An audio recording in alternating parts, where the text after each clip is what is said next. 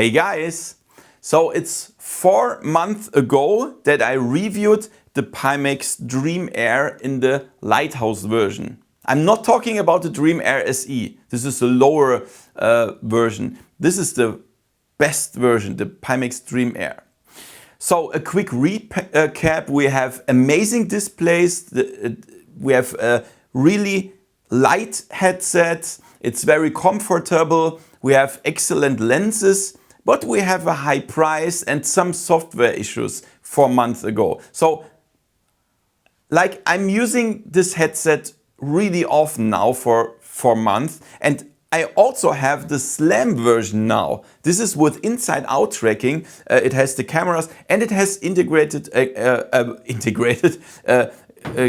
controllers. And we are talking about this now. After my long-term test, did the hype hold up, and how good is the camera-based tracking and all the things. So all the reviews about the Dream Air and the Dream Air SE that I did in the last month are in the description, and also all the links for the headsets, including coupons. My name is Thomas and you're watching VoodooDE VR. Let's have some fun with the video and let's go! VoodooDE. Okay, let's first talk about the new version that I have here, the Slam version, tracking and controllers. So the upside, we don't have the lighthouse stations anymore. We don't need them. So you don't have to put them on the walls or on tripod or whatever. This saves your nerves.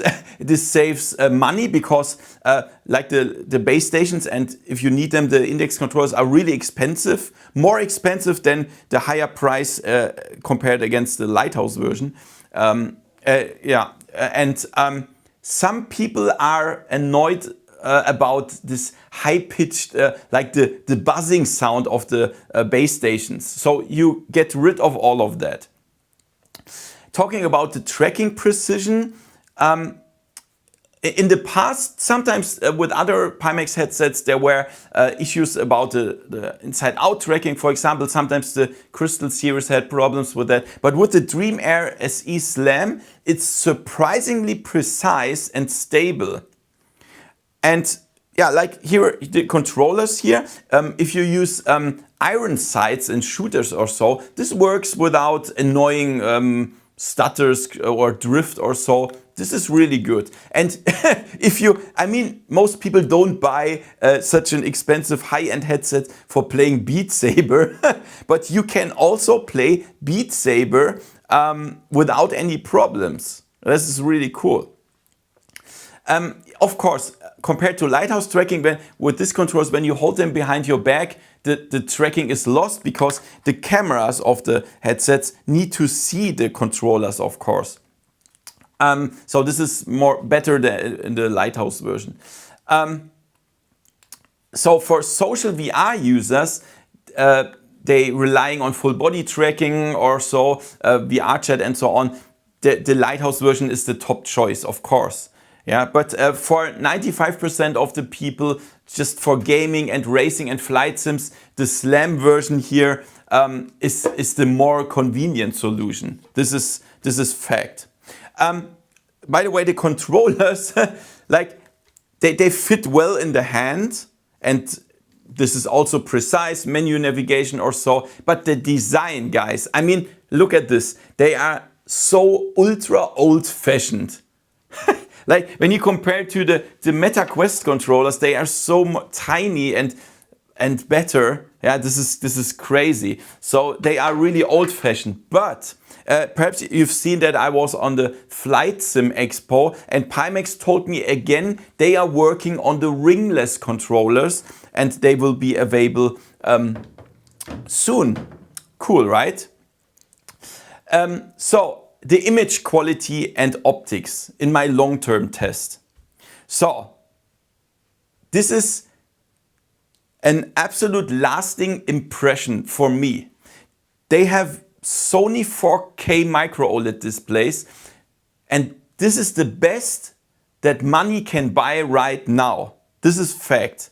So we have perfect black levels, we have absolute color brilliance, and this is I can even say that after 4 months of playing with this is a crazy, crazy difference when you came from a Quest or a PlayStation VR 2 or something like that. This is like worlds of difference. Crazy. You don't see the screen door effect anymore. You don't see it in the Pimax Dream Air, even if you want to see it.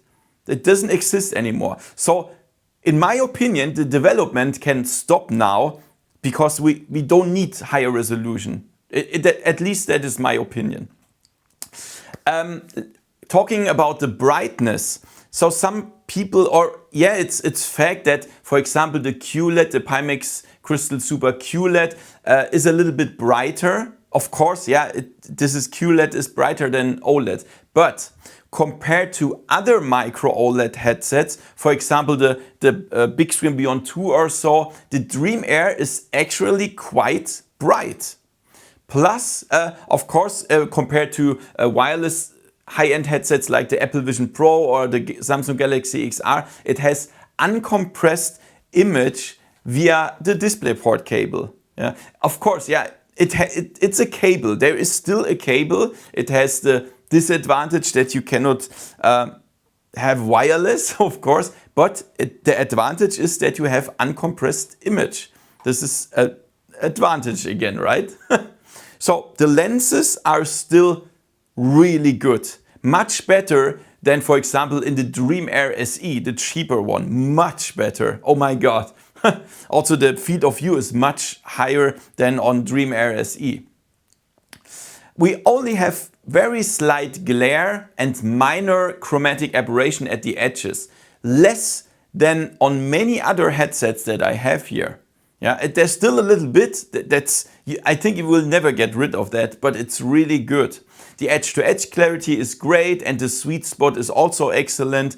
Though, of course, this varies by individual depending on IPD and, of course, the proximity of your eyes to the lenses. It's very individual. For my eyes, it's really, really nice. Let's talk about comfort, build quality and accessories and all the things. So the headsets are really light. I think the Lighthouse was 288 grams or so. However, it's ultra light. It's a dream for your neck. Like when you compare it to like this hammerhead headsets like the X-Stall 3 or so, where you need a strong bull neck or so. Then this is crazy. It's a dream, and you almost forget you are wearing it. That's a good thing, right? So, guys, the face gasket. People are talking about the face gasket. For me, for my head, it fits perfectly. Yeah, this is really, really great. But for some people, it causes some pressure or so, or like they don't get close to the lenses. And also they say it doesn't hold the magnetic, but it holds. They fixed the problem that the magnet is not strong enough, and that's also a good thing. So for me, it works. But guys, if it doesn't work for you, Pimax released the 3D printing files so that you can order or print yourself a much better facial interface people also attached an Apple Vision Pro strap or things like that. You can do whatever you want here. But for me, it's no problem.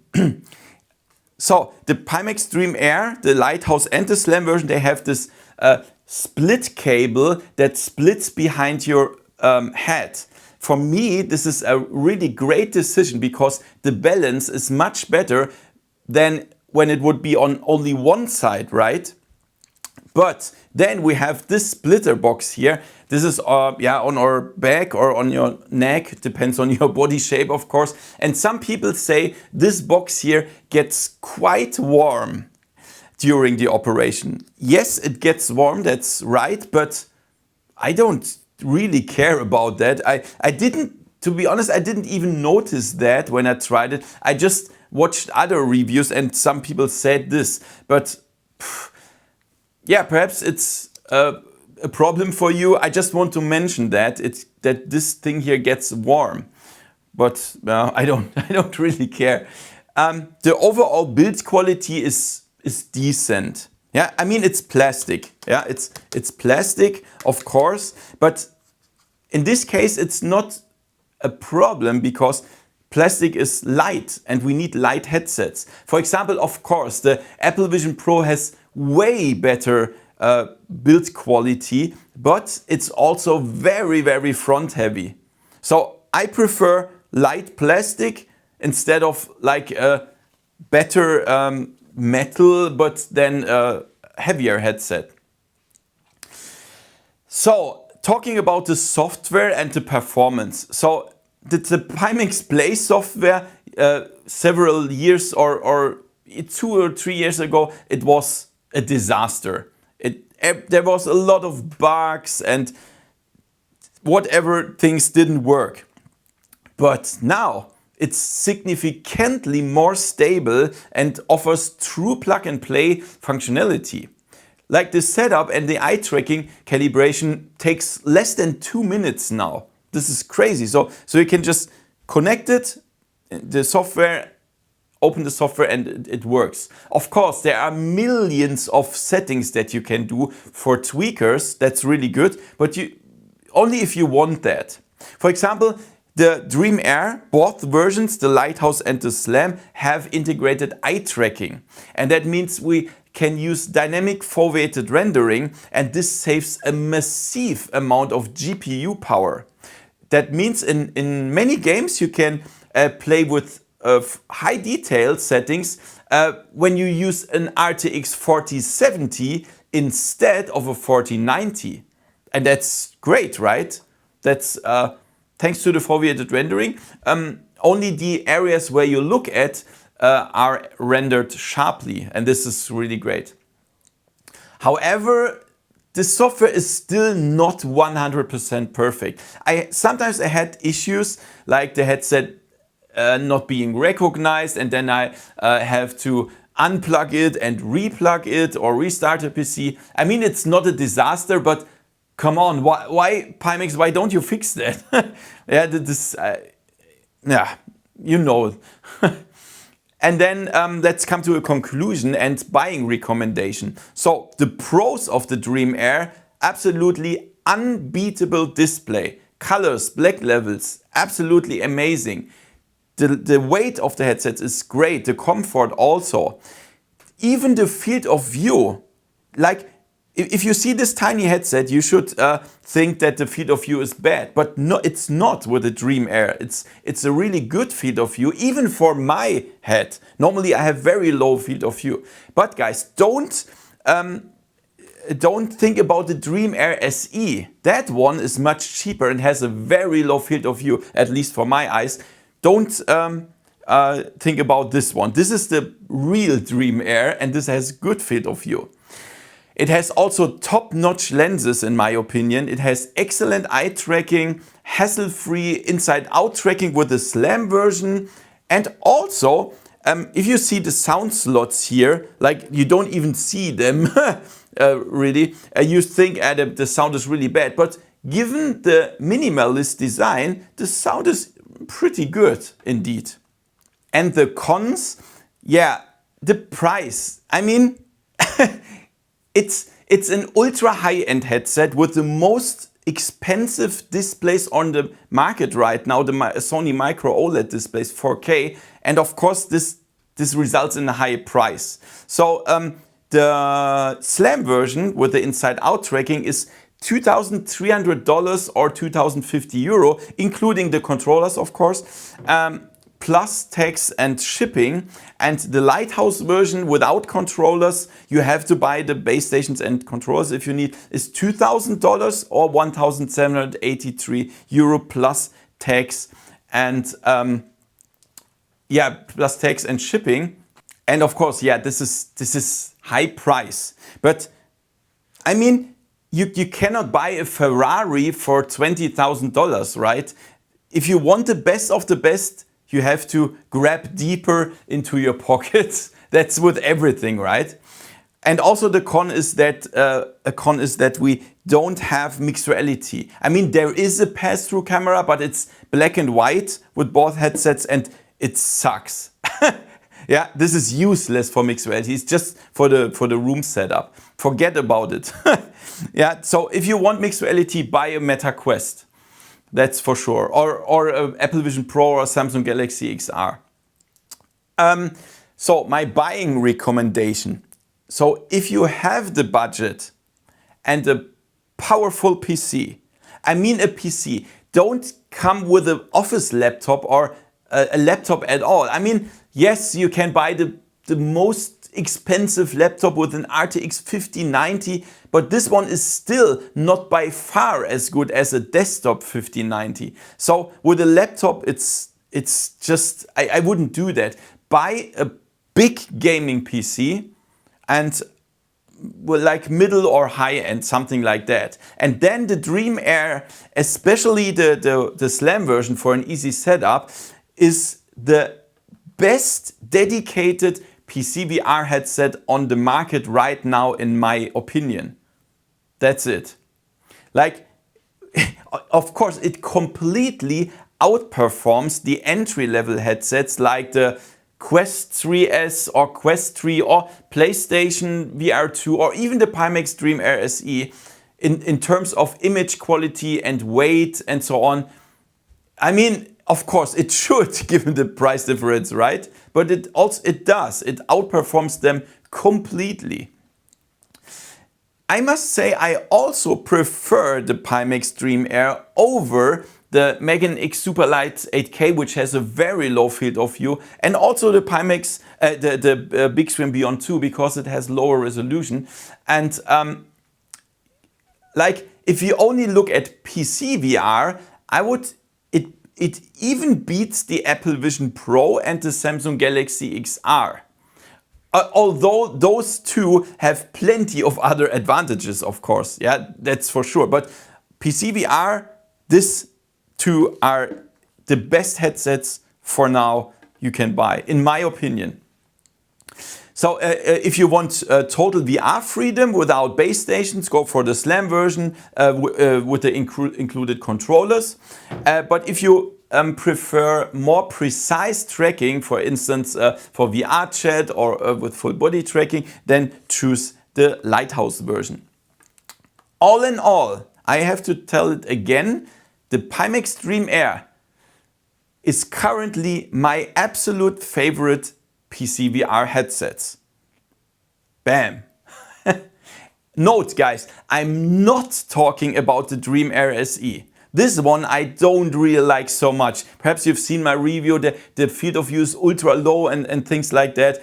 I'm not a big fan of the Dream Air SE. If you want, guys, check out the reviews in the description for the Dream Air and the Dream Air SE that I made recently. Like the Dream Air review is 4 months ago, as I said. Check out it in the description. And of course, guys, as always, I prepared coupons for you to save a little bit. And you also, if you go via my link, you also get a personal contact. So if you have problems, just write me and I will forward that to the personal contact. That's really cool. And you find the links in the description and in the pinned comment. There is a link to my homepage and there you find all the Pimax coupons. Really cool. And if you have any questions now about the Dream Air SE, then write it in the comments, of course. And if you want to support me a little bit, then you can just check out the channel membership for $1. You get behind the scenes videos, early access to my videos, and in higher tiers, even more cool things like merch or so. Check out the link in the description. Give me a thumbs up, subscribe, hit the bell, and see you next time in virtual reality. See ya. VoodooDE